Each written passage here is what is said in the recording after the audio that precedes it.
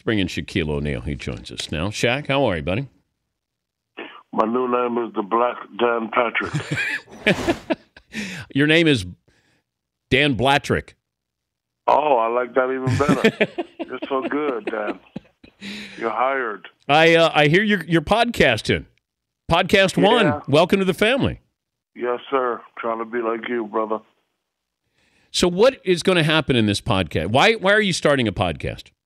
Well, one of them have a lot of fun. Two, we're going to talk about everything, not just sports. And, I think it's time. Your dream guest on your podcast, the big podcast with Shaq that starts today, is who? My dream guest would probably be Donald Trump. Well, you can make that happen. I know. I haven't called him yet.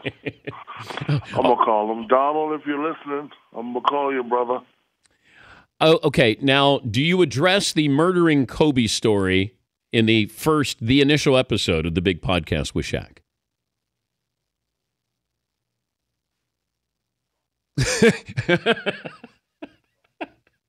Where did Shaq go? How did that happen? Shaq. That wasn't me. That was Donald Trump calling. No, I said, are you going to address the murdering Kobe Bryant story on your first podcast? I don't have no idea what you're talking about. If you don't know, then who does? This was the oral history that Rick Bucher had. I never said I was going to murder you. Did I say I was going to kill you a few times? Yeah, every now and then. But did it ever get to the point where it was close, that you were going to actually have a physical altercation with Kobe? Nah, not really. Not really. But you both got on each other's nerves, right? No. It just appeared that way. A lot of people ask me, what would I do different to make that relationship better? I tell them nothing. We won 3 out of 4. We were the greatest enigmatic 1-2 punch in Laker history.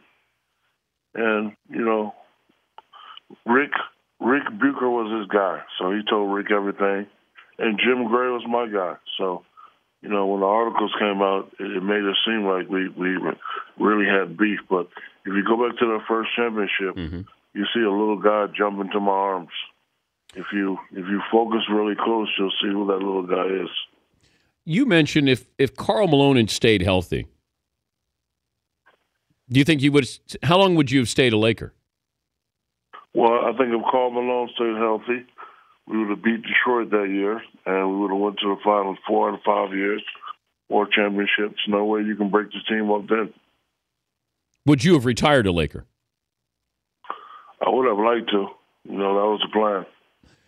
We were the cover of Sports Illustrated with LeBron James. This is back when he was the chosen one. He was a junior in high school, and we were asking today: has he exceeded expectations, matched expectations, or underachieved? How would you vote on that with LeBron James up to this point in his career? I would say he's exceeded expectations, especially these past 5 years, being in the finals 5 consecutive years in a row. But, this guy's never been into trouble, always been a great player, always made guys around him better. He's probably exceeded. Bill Laimbeer. Is that your phone? What? Is that your phone, Static? No, it sounds good here. Okay. I hear a lot of static. I know it's not my phone. I'm on the NASA satellite phone. You are. Bill Laimbeer was on last week, and Laimbeer said that he would take LeBron over Jordan in his prime because he could do more, made players around him better. You believe that Laimbeer is just saying that as an innocent bystander with no bias here? That's probably a little bias in his statement, but I would have to go with Mike. Because Mike is a guy similar to Kobe. He has the drive and the initiative to get it done, and And, you need a guy like him so when he get double and the others, the others will step up for him and add to his greatness. What about Kobe and LeBron in their prime? Who would you take? Well, I'll play with both of them, and Kobe has that killer instinct, and I'll probably have to go with Kobe. That's not a knock against LeBron. It's just that I know Kobe, and I'll play with him longer, and I'll see what he can do. Does LeBron not have that killer instinct? Yes, he does, but a lot of people try to compare him to Mike when he's more like Magic. Yeah, I see that too. But when he needs to take over a game, he will. But he's really, really smart. He's very intelligent. He lets the game come to him, and he relies on others. Magic relied on others, and it worked out well for him. LeBron has relied on others these past 5 years. It's working out for him. Hopefully it works out for him in the finals. Hey, Shaquille O'Neal, the big podcast with Shaq starts today. New episodes available every Monday at podcast1.com and through iTunes. What do you do if you're Kevin Love? What do I do? Yeah. Well, if they win this year, I would stay. I would definitely stay. They have pretty good chemistry there. Chemistry is not perfect, but you don't need to have perfect chemistry to get to the finals. And you don't always have to have perfect chemistry to win a championship. You just have to be consistent. And they were really consistent, and they're consistent now. Tristan Thompson is doing a hell of a job of filling in, but if I was Kevin, especially if they win a championship this year, he should stay. See if they can get a couple more. Who should be the favorite? Well, LeBron's probably a favorite, but the young fellas, the Splash Brothers, they're playing some excellent ball. They're exciting to watch. They also move the ball. Steph Curry also does a great job of keeping others involved. So this right here may be a hell of a series.